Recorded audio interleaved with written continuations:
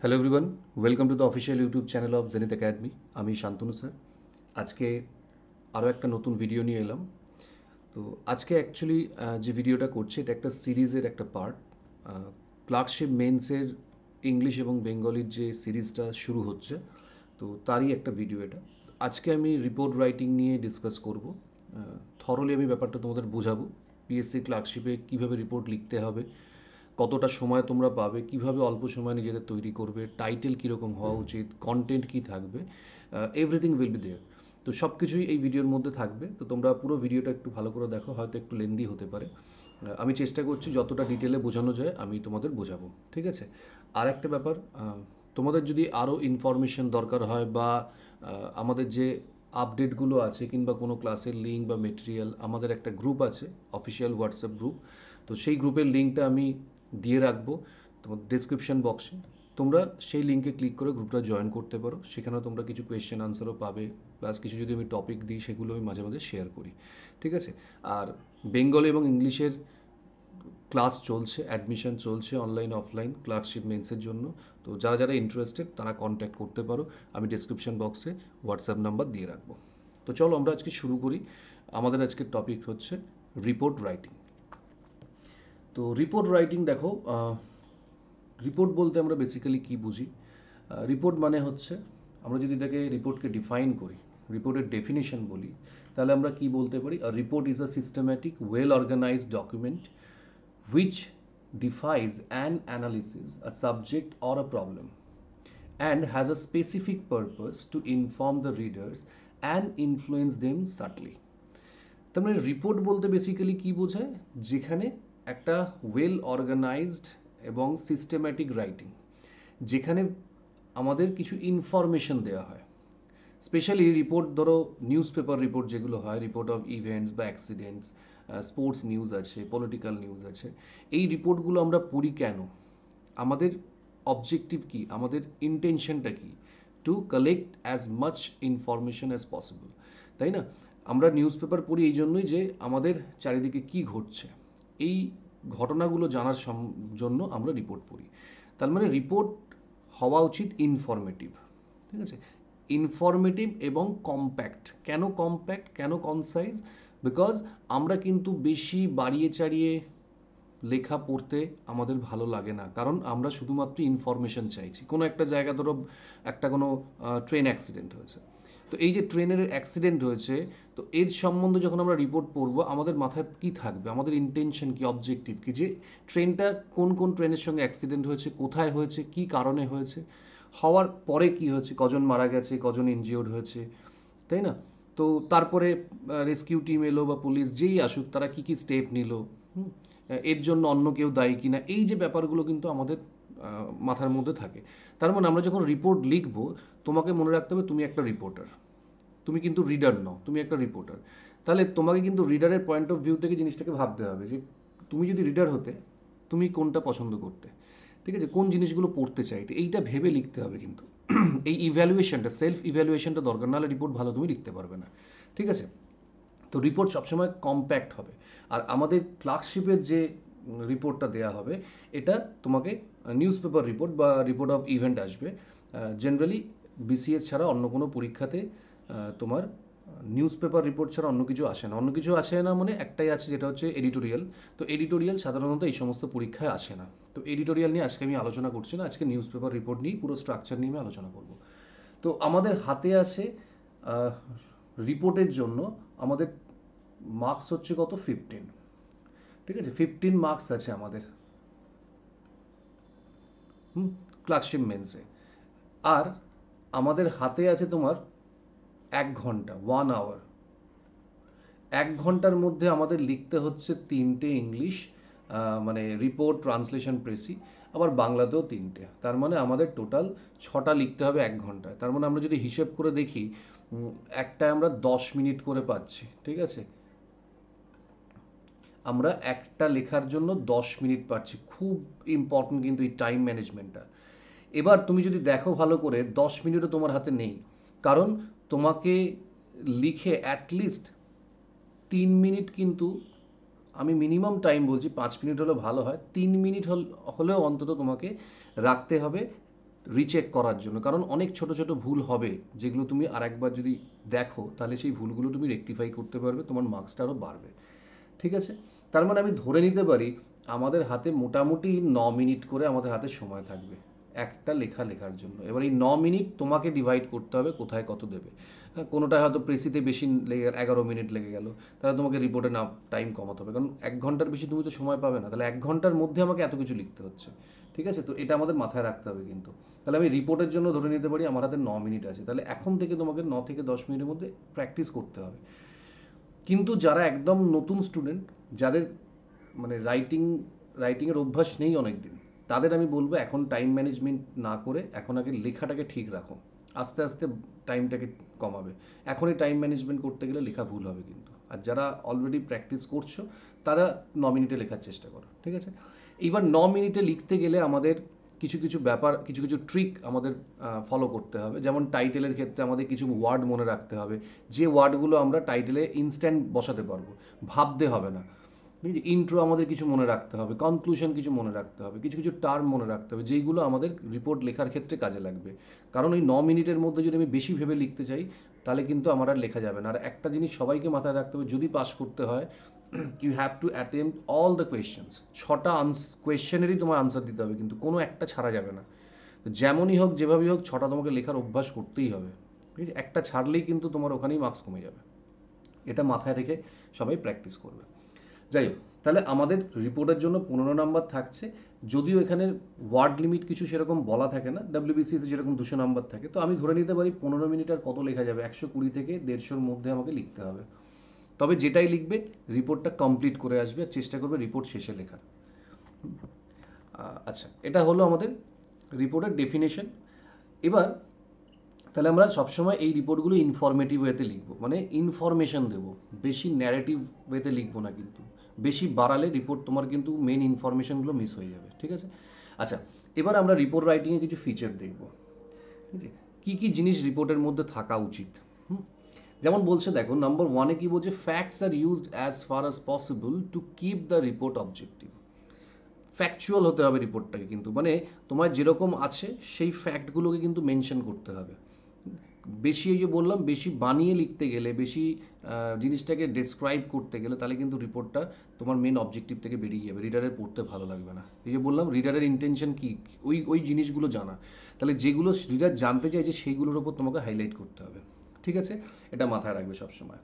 আচ্ছা, এবার আসছে দেখো, the writing generally moves around one topic or main idea. রিপোর্টের কিন্তু একটা টপিকের ওপরই সাধারণত হয়, তাই যে টপিক লিখছো সেইটাকে নিয়েই কিন্তু ডিসকাস করবে। ওইটা রেফারেন্স টেনে অন্য টপিকের মধ্যে ঢুকবে না, তাহলে কিন্তু রিপোর্ট বেড়েও যাবে আর সময়ের মধ্যে তো কমপ্লিট করতেই পারবে না। তার সঙ্গে আর একটা যে প্রবলেম হবে সেটা হচ্ছে তোমার নাম্বার কমে যাবে। ঠিক আছে, তোমার যদি একটা স্ট্রিট অ্যাক্সিডেন্টের ওপর দেয় নিউজ পেপার রিপোর্ট হলে, তোমায় কিন্তু ওই স্ট্রিট অ্যাক্সিডেন্টটা নিয়ে লিখতে হবে। ওই অ্যাক্সিডেন্টকে ধরে আরও 10টা অ্যাক্সিডেন্টের তুমি রেফারেন্স টানতে পারবেন এখানে। ঠিক আছে, ওইটাই যেন হয়, একটা টপিকের ওপরে যেন, আইডিয়ার ওপরে যেন রিপোর্টটা থাকে, এটা মাথায় রাখবে। নেক্সট আসছে, events are normally arrange in chronological order. আমি এক্সাম্পল দিয়ে দেখাবো। তো ক্রোনোলজিটা কিন্তু মেনটেন করতে হবে, ঘটনাক্রম পরপর যে ঘটনাগুলো ঘটছে সেই রকম করে লিখতে হবে। এরকম না হয় যেন শেষেরটা প্রথমে দিয়ে দিলাম, প্রথমেরটা মাঝখানে দিয়ে দিলাম, এরকম যেন না হয়। সিকোয়েন্সটা আমাদের বজায় রাখতে হবে।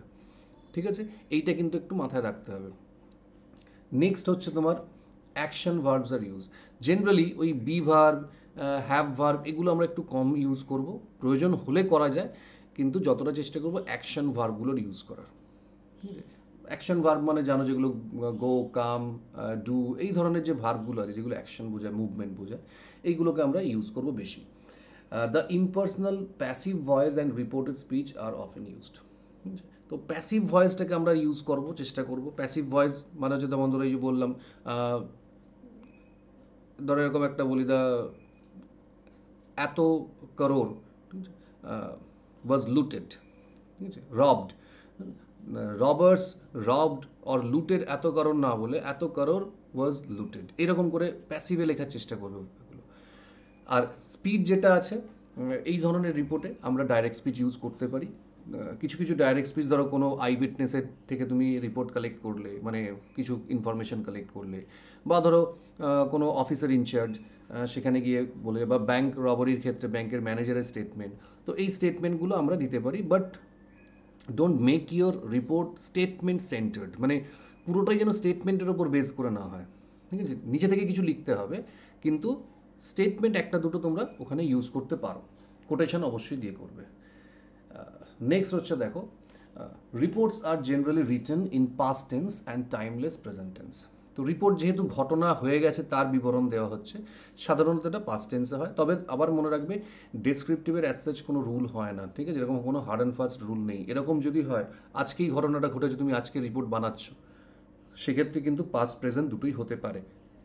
আর যেগুলো টাইমলেস ট্রুথ, সেগুলো তো কোনোভাবেই আমরা পাস্ট করতে পারি না, যেমন হ্যাবিচুয়াল ট্রুথ, প্রভার সাধারণত আমরা দিই না এখানে। কিংবা ধরো তোমার কোনো ইউনিভার্সাল ট্রুথ যদি থাকে, তো সেক্ষেত্রে কিন্তু যেমন all parents love their children, একে তুমি যেভাবেই লেখো প্রেজেন্টে লিখতে হবে। তো এই ধরনের সেন্টেন্স যদি থাকে তখন আমরা প্রেজেন্টে লিখব। বাকি ম্যাক্সিমাম আমরা সেন্টেন্সগুলো পাস্টেই লেখার চেষ্টা করব।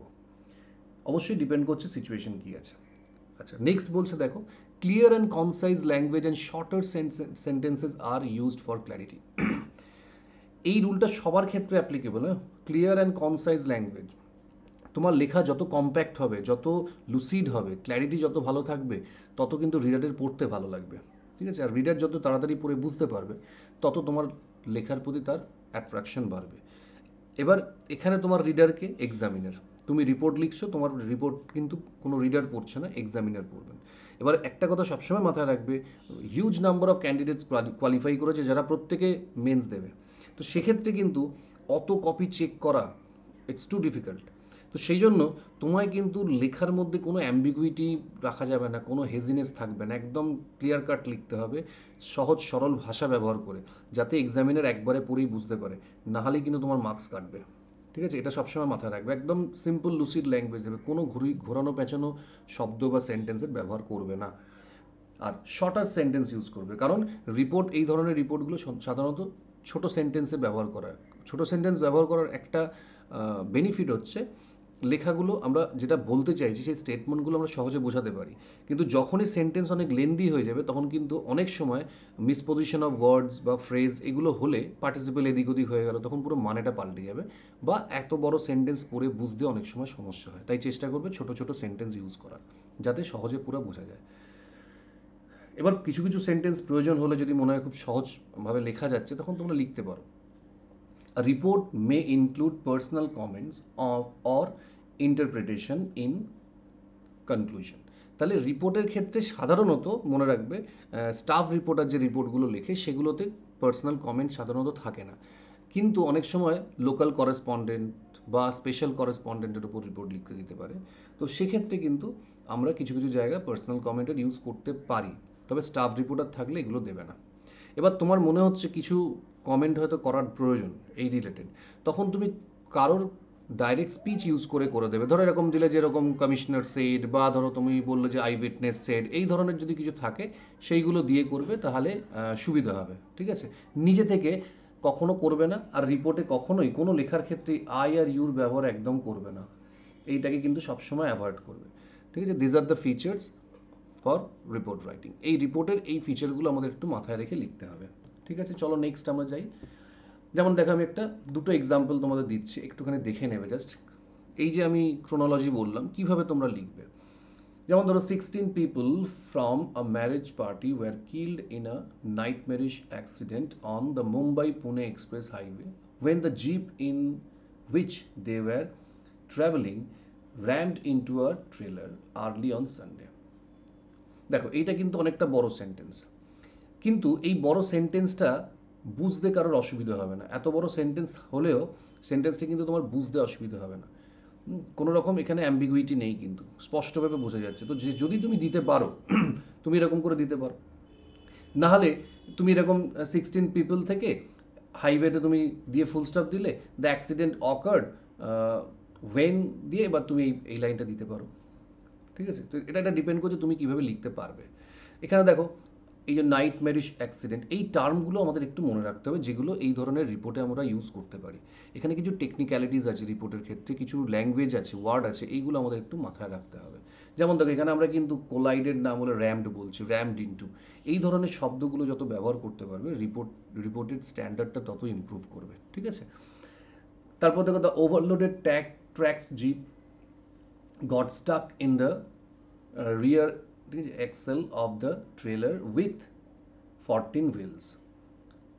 ট্রেলারে 4টে হুইল ছিল, 14টা হুইল ছিল। এইভাবে আমাদের ভাঙলাম না জিনিসটাকে। দ্য ট্রেলার হ্যাজ 14 হুইলস না বলে, বা হ্যাড 14 হুইলস না বলে আমরা উইথ 14 হুইলস কম্প্যাক্ট করে দিলাম লেখাটাকে।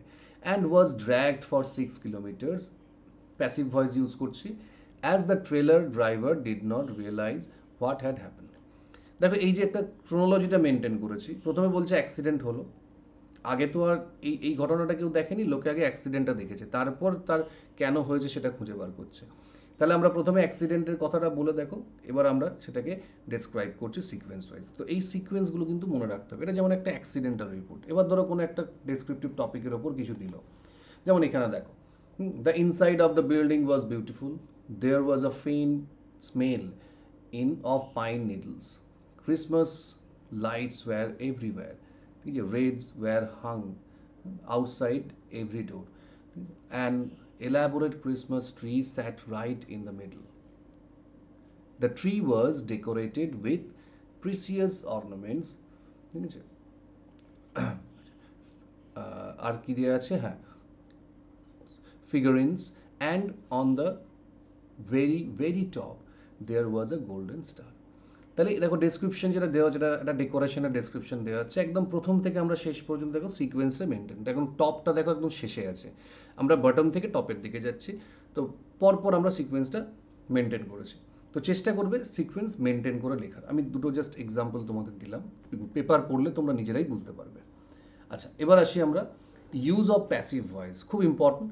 চেষ্টা করবে যতটা প্যাসিভ ভয়েসে লেখা যায়। যেমন ধরো the thief has been arrested, আমরা এইটা লিখবো না, the police have arrested the thief, এটা না লিখে আমরা এইটাকে প্রেফার করবো প্যাসিভ ভয়েস, ঠিক আছে। আবার something has been said or done, they have said something বা ডান সামথিং না করে সামথিং হ্যাজ বিন সেড, ঠিক আছে। নো, এটা খুব কমন ইউজ করা অ্যারেস্টের ক্ষেত্রে, no arrest have been made or reported, the police have not reported any arrest or made any arrest yet, এটা না বলে আমরা এটাকে প্যাসিভ করে দেবো। এই ধরনের রিপোর্টের ক্ষেত্রে এই টার্মগুলি বেশি চলে। ইমপার্সোনাল প্রোনাউন ইউজ করে আমরা জিনিসটাকে ব্যবহার করবো আর কি, ডিরেক্ট কারোর নাম না বলে।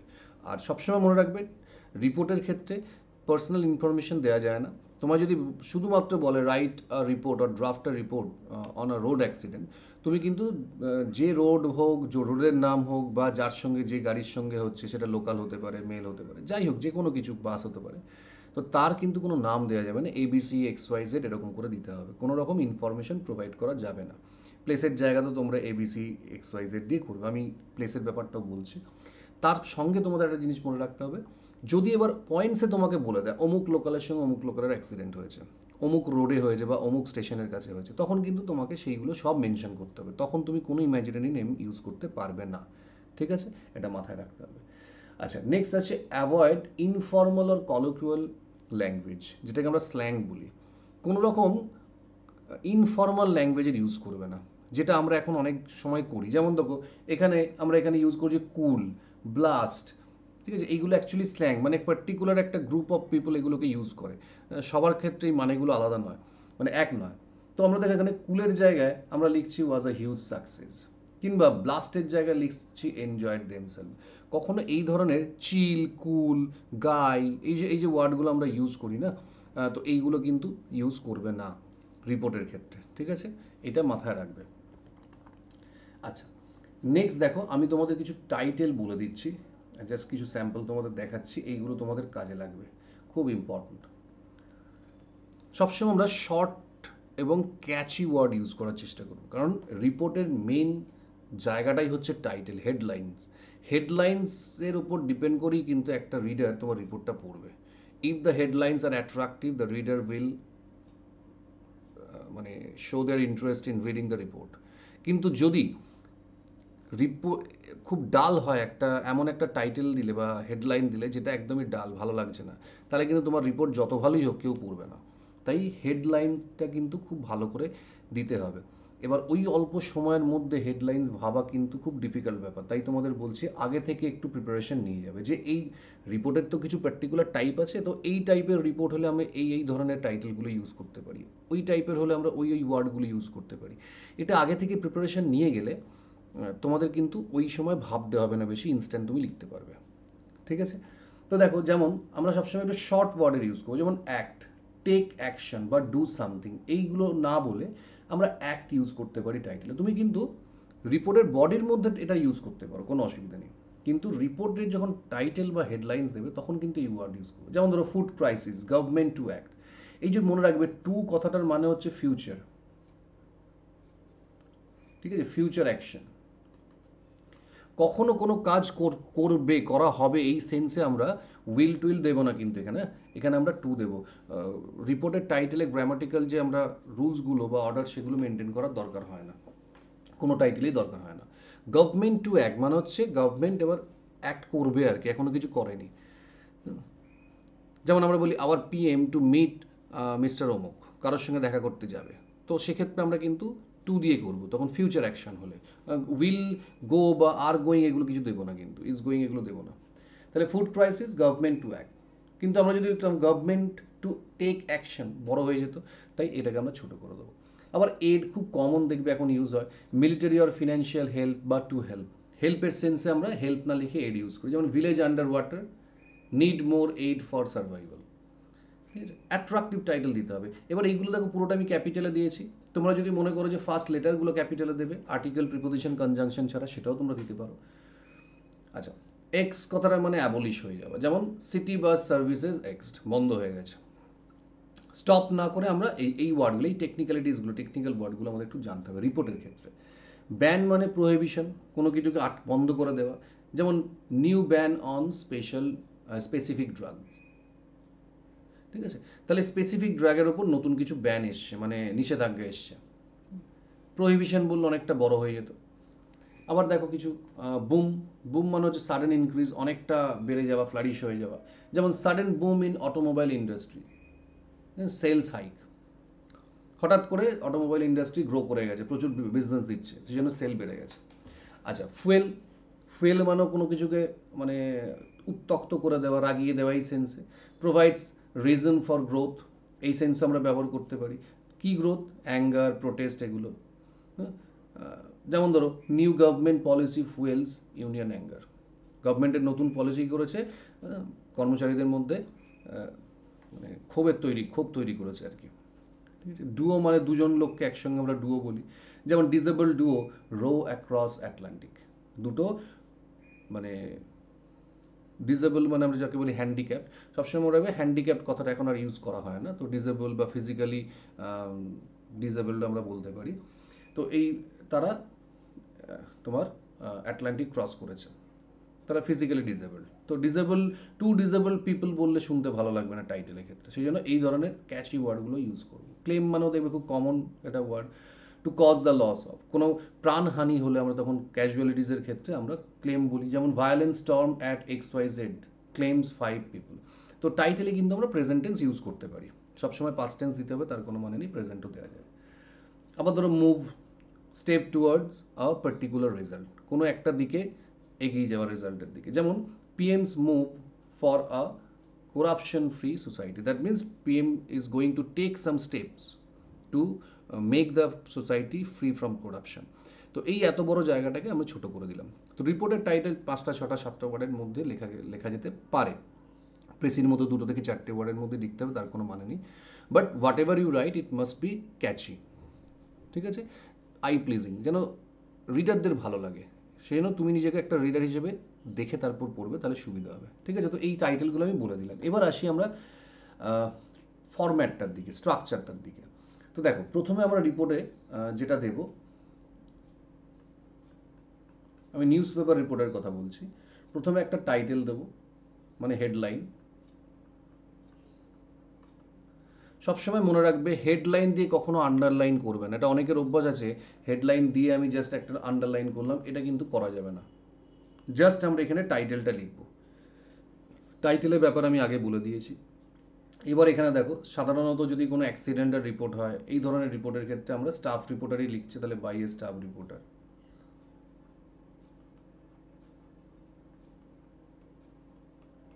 ঠিক আছে। আচ্ছা, এবার অনেক জায়গাতেই দেখবে এখন আবার এটা এই শুরুতে দেওয়া হয়, অনেক জায়গাতেই, মানে দেয়ার আর ডিফারেন্ট ফরম্যাটস। একটা ফরম্যাট কিন্তু নেই, বিভিন্ন পেপার পড়লেও তোমরা দেখবে বিভিন্ন রকম ফরম্যাট আছে, কিন্তু আমরা একটা ফরম্যাট ফলো করেই লিখবো যাতে আমাদের এক্সামে সুবিধা হয়, কারণ একটাই রিপোর্ট আমাদের লিখতে হবে। তো দেখো এরপর আমরা কি দেব, লেফটে প্লেস আর ডেট। ঠিক আছে, প্লেস আর ডেট। কিন্তু কখনোই তুমি প্লেস ডেট বলে লিখবে না। ধরো প্লেস কিছু দেওয়া নেই, তখন আমরা XYZ দেব, কমা দিলাম। এবার ডেট আমরা কীরকম দেবো, ধরো আমি দিলাম ধরো জুন, আমি একটা ডেট দিচ্ছি জুন 10, ঠিক আছে, এরকম একটা ডেট দিলাম, দিয়ে কোলন। এবার এখান থেকে রিপোর্ট শুরু হবে, এখান থেকে চলবে, তার পরের লাইন এখানে থেকে চলবে, তার পরের লাইন এখান থেকে, সব এইভাবে চলবে। যখন তুমি প্যারাগ্রাফ চেঞ্জ করবে ঠিক এর নিচে থেকে এখান থেকে প্যারাগ্রাফ চেঞ্জ হবে, তারপরের লাইন আবার এইভাবে রিপোর্ট হবে। রিপোর্টের 3টে প্যারাগ্রাফে তোমরা লিখতে পারো, একটা হচ্ছে ইন্ট্রো, একটা বডি, আর একটা হচ্ছে কনক্লুশন। ঠিক আছে। ইন্ট্রোতে সাধারণত আমরা ওয়্যার, ওয়েন, ঠিক আছে, অ্যান্ড হাউ, এই 3টে দিতে পারি ইন্ট্রোতে। কখন কোথায় কিভাবে হয়েছে শর্টে একটা এন্ড দিলাম, যাতে রিডার একটা আইডিয়া পেলো যে কি সম্বন্ধে পড়ছি। বডির মধ্যে হচ্ছে সাবজেক্ট ম্যাটারটা দিতে হবে, ইনসিডেন্ট ইন ডিটেল, পুরো ব্যাপারটা আমাকে দিতে হবে, কি ঘটনা ঘটেছে পুরো বৃত্তান্তটা। ঠিক আছে, তারপরে এখানে দিতে হবে তোমার স্টেপস টেকেন বা অ্যাকশন টেকেন। ঠিক আছে, বা ধরো আমি বললাম যে মেজার্স, কীরকম মেজার্স, প্রিকশনারি মেজার্স হতে পারে, বা সলিউশনের জন্য কোনো স্টেপ নেওয়া হলো, যেরকম রিপোর্ট দেবে আর কি, টপিক যেমন হবে তার উপর কনক্লুশন হবে। বডি সব থেকে বড় হবে, ইন্ট্রো কনক্লুশন ছোট করে লিখবে, যেহেতু আমাদের হাতে ওয়ার্ড কম, টাইম কম। আচ্ছা, এবার ডেট নিয়ে একটা বিশাল কনফিউশন, কখন কি ডেট দেব। আচ্ছা, এবার আমি বলে দিই, দেখো প্রথম কথা, ডেট সবসময় এই ফরম্যাটে দেবে, কখনো এরকম করে লিখবে না, এইভাবে কখনো ডেট দেবে না। ঠিক আছে, ইয়ার মেনশন করবে না, রিপোর্টে ইয়ার মেনশন করবে না, কারণ নিউজ পেপার রিপোর্ট একদম কারেন্ট টপিকের ওপরই হয়, তাই ইয়ার মেনশন করার কোনো প্রয়োজন নেই, ডেট মেনশন করবে। ক্লিয়ার। এবার ধরো কোনো ঘটনা আমি ধরছি তোমার 25 অক্টোবরে হয়েছে। ঠিক আছে, 25 অক্টোবর, আমি এগুলো বলছি, তোমরা একটু নোট করে নিতে পারো। 25 অক্টোবরে কোনো ঘটনা ঘটেছে, তুমি ধরো লিখছো সেটা 26 অক্টোবর, মানে এখানে তুমি 26 অক্টোবর ডেট দিলে, কিন্তু ঘটনাটা যেহেতু 25 তারিখে ঘটেছে, তার মানে তোমাকে 25 তারিখের ঘটনাটাই লিখতে হবে। তাই তুমি কখনো কিন্তু বডির মধ্যে 25 অক্টোবর দেবে না, তখন তুমি দেবে ইয়েস্টারডে। ঠিক আছে, সবসময় মনে রাখবে, আগের দিনে যদি কিছু হয় সেটা ইয়েস্টারডে, যেদিন লিখছো সেদিনই যদি ঘটনাটা ঘটে থাকে সেদিন হচ্ছে তোমার টুডে, আর নেক্সট দিন হলে তোমার টুমরো। বাকি যদি তার থেকে আগে 1 সপ্তাহ 2 সপ্তাহ আগে কিছু লিখছো, তখন তোমরা সেটাকে ডেট মেনশন করতে পারো, বা কিন্তু আগের দিন পরের দিন হলে ডেটটা দেবে না, টুডে, ইয়েস্টারডে, টুমরো এইভাবে লিখবে। ক্লিয়ার। এবার ডেটটা আমরা কোন ডেট দেব, দেখো এইখানে যে আমরা ডেটটা দেখতে পাচ্ছি না, এটা হচ্ছে রিপোর্টার যেদিন রিপোর্ট বানিয়েছেন, মানে কালেক্ট করেছে সেই রিপোর্টের ডেট। কোনো ঘটনা যদি সকাল 10টার সময় হয়, রিপোর্টার যদি সেদিনই 11টার সময় রিপোর্ট বানিয়ে ফেলে, তাহলে কিন্তু সেদিনের ডেট দিয়েই রিপোর্টটা লেখা হবে। মানে 25 তারিখে ঘটনা ঘটেছে, 25 তারিখে রিপোর্ট বানানো হয়েছে, তাহলে 25 তারিখের ডেট দিয়েই কিন্তু রিপোর্ট হবে, 26 তারিখের ডেটে হবে না। ক্লিয়ার। কিন্তু আমরা রিপোর্টটা কবে পড়বো, 26 তারিখের পেপারে, কারণ পেপার প্রিন্ট হয় 12টার পরে, তাহলে 25 তারিখে যে ঘটনাটা ঘটছে, 25 তারিখের পেপার তো রাত 12টার সময় পাবলিশ হয়ে গেছে, মানে প্রিন্ট হয়ে গেছে, তারপরে 25 তারিখের ঘটনাটা নেক্সট পেপারে প্রিন্ট হবে, মানে 26 তারিখে প্রিন্ট হচ্ছে। তাহলে আমরা পেপারের ডেট দেখবে সবসময় এই টপে থাকে, রাইটে বা লেফটে এরকম দেখবে টপে থাকে ডেট, ইয়ার, এগুলো মেনশন করা প্রত্যেকটা পেপারে সেটা দেওয়া থাকে, কবে প্রিন্টিং ডেট, ওটা হচ্ছে প্রিন্টিং ডেট, কবে প্রিন্ট করা হয়েছে। কিন্তু নিউজ যে ওই ডেটেই হবে তার কোনো মানে নেই। ক্লিয়ার? এটা সবসময় মাথায় রাখবে। তো সেফটির জন্য তোমরা ওই মেথডটা ফলো করতে পারো, যে ঘটনা ধরো আজকে ঘটেছে, আমি কালকে রিপোর্টটা বানাচ্ছি, কিন্তু কালকেই যে ঘটনাটা মানে দিয়ে লিখবে তা না, লিখতে হবে তোমাকে আজকের হিসেব করে। তখন তোমাকে ইয়েস্টারডে দিয়ে করতে হবে।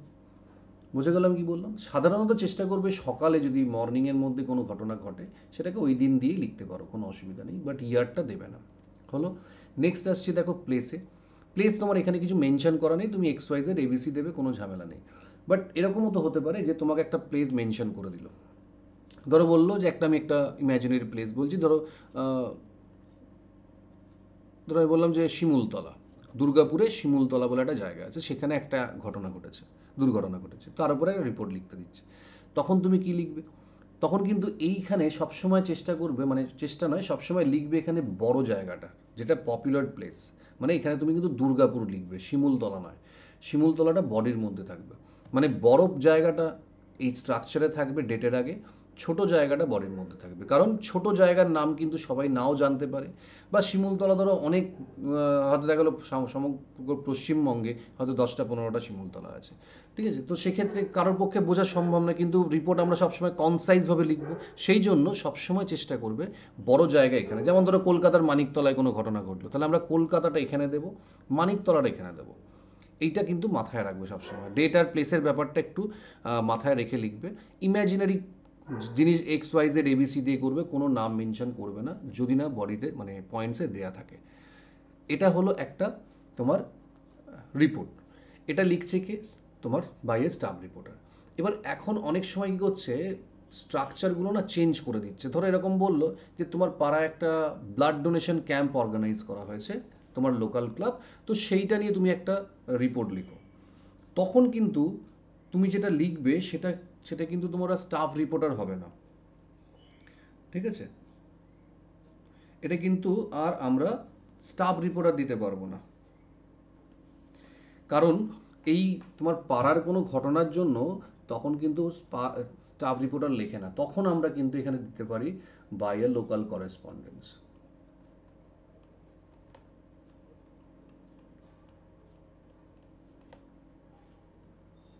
ঠিক আছে? বাকি স্ট্রাকচার আমরা একই দেবো, কিন্তু এখানে আমরা স্টাফ রিপোর্টারের জায়গায় লোকাল করেসপন্ডেন্ট দিয়ে লিখব, বা স্পেশাল করেসপন্ডেন্ট হতে পারে, যেরকম ঘটনা দেবে আর কি। ঠিক আছে? তো এইগুলো একটু মাথায় রাখবে, কারণ অনেক সময় এই ধরনের রিপোর্ট কিন্তু আসতে পারে। সবসময় যে স্টাফ রিপোর্টার দিয়ে আসবে তার কোনো মানে নেই। তো কোনো এরিয়ার মধ্যে কোনো ঘটনা, তোমার লোকালিটির মধ্যে ধরো একটা কোনো ট্রি প্ল্যান্টেশন ক্যাম্পেইন হয়েছে, ব্লাড ডোনেশন ক্যাম্প হয়েছে, এই ধরনের যদি রিপোর্ট থাকে, সেক্ষেত্রে আমরা এই লোকাল করেসপন্ডেন্ট, স্পেশাল করেসপন্ডেন্ট এগুলো দিতে পারি। আর এমনি ধরো অ্যাক্সিডেন্টাল রিপোর্ট বা কোনো বড় ইভেন্টের ওপর লেখা হচ্ছে, তখন আমরা বাইরে স্টাফ রিপোর্টার দিতে পারি। সাধারণত এডিটোরিয়াল আমাদের ক্লার্কশিপে আসে না, তাই আমি এডিটোরিয়ালটা নিয়ে বেশি কিছু বলছি না। পরে আমি একটা ভিডিওতে এডিটোরিয়ালের উপর আর একটা ক্লাস করিয়ে দেবো তোমাদের সেফটির জন্য, তো নাহলে এটা অনেক বড় হয়ে যাবে ভিডিওটা। ঠিক আছে? তো এইটা মোটামুটি তোমাদের রিপোর্টের ক্ষেত্রে মাথায় রাখতে হবে। এই পয়েন্টসগুলো তোমরা একটু মাথায় রেখে রিপোর্টগুলো লেখা প্র্যাকটিস করবে। আর আবার বলছি, চেষ্টা করবে রিপোর্ট শেষে লেখার, কারণ প্রেসি আর ট্রান্সলেশনের যেটা ব্যাপার, এটা তুমি ইনকমপ্লিট করে আসতে পারবে না। এটা প্রেসি তোমাকে 1/3 লিখতে হবে, তোমাকে পুরোটাই লিখতে হবে। ইনকমপ্লিট করলে তোমাকে 0 দিয়ে দেবে, কেটে নাম্বার দেবে না। আবার ট্রান্সলেশনের ক্ষেত্রেও তাই, পুরোটা না লিখতে পারলে তুমি ভালো নাম্বার পাবে না। কিন্তু রিপোর্ট একটা, কারণ এটা তোমার নিজের হাতে নেই, ট্রান্সলেশন প্রেসি তোমার হাতে নেই, ওখানে যা আছে ওর ওপর বেস করে লিখতে হচ্ছে, কিন্তু রিপোর্টটা পুরো তোমার হাতে। ওই রিপোর্টটাকে তুমি 100 ওয়ার্ডেও কমপ্লিট করতে পারো বা 150 ওয়ার্ডেও কমপ্লিট করতে পারো। তাই তোমার হাতে যেমন সময় থাকবে না, সেই অনুযায়ী তুমি একটা স্কেচ করে নেবে, একটা মাথায় একটা রাফ ওয়ার্ক করবে যে আমি কতটা লিখতে পারবো, সেই পয়েন্টসগুলো আগে ভেবে নেবে। যদি দেখো হাতে 5 মিনিট 6 মিনিট সময় আছে, চেষ্টা করবে 100 ওয়ার্ডের মধ্যে লিখতে হবে, কিছু করার নেই। আর হাতে যদি তোমার 9-10 মিনিট সময় থাকে, তখন তুমি পুরোটা লিখবে। কিন্তু যেটাই লেখো, সেটা 100 ওয়ার্ডে লেখো, 120 ওয়ার্ডে লেখো, 150 ওয়ার্ডে লেখো, you have to complete the report. ঠিক আছে? কমপ্লিট করতে হবে তোমাকে। যে তুমি অল্প শব্দ লিখেছো মানে ইনকমপ্লিট ছেড়ে রেখে আসবে তা নয়, কিন্তু পুরোটা তোমাকে লিখে আসতে হবে। 100টার মধ্যেই তুমি শেষ করবে, তবে চেষ্টা করবে মিনিমাম 120 ওয়ার্ডের মধ্যে লেখা। তার জন্য এখন থেকে একটু প্র্যাকটিসটা খুব দরকার। তো এই জিনিসগুলো একটুখানি মাথায় রাখবে, তাহলে দেখবে তোমাদের রাইটিংটা একটু ইম্প্রুভ হবে। তবে আবার বলছি, পেপার রেগুলার পড়তে হবে, তাহলে তোমরা অনেক নতুন নতুন ওয়ার্ড শিখতে পারবে, সেই ওয়ার্ডগুলোর অ্যাপ্লিকেশন শিখতে পারবে। আর যারা উইক স্টুডেন্ট তাদের বলবো এখনই টাইম ধরে লেখার প্রয়োজন নেই, অন্তত কিছুদিন তোমরা লেখাটাকে ঠিক করো। যেটা লিখবে একটা জিনিস সবসময় মাথায় রাখবে, স্পেশালি এই পরীক্ষাটার ক্ষেত্রে, whatever you write it must be grammatically correct and there must not be any spelling mistake. এইটা সবসময় মাথায় রাখতে হবে। মানে the writing must be error free. এইটুকু যদি ঠিক করতে পারো, মাথায় ঢুকিয়ে দিতে পারো, তুমি কিন্তু নাম্বার ভালো পাবে। ঠিক আছে, ম্যাটারটা ওই অল্প সময়ের মধ্যে খুব ভালো কেউ লিখতে পারবে না, কিন্তু চেষ্টা করতে হবে গ্রামাটিক্যাল কোনো এরার না থাকে যেন, আর স্পেলিং যেন মিস্টেক না হয়। স্পেলিং মিস্টেক কিন্তু খুব বাজে একটা ইমপ্রেশন তৈরি করে, খুব নাম্বার কাটে কিন্তু।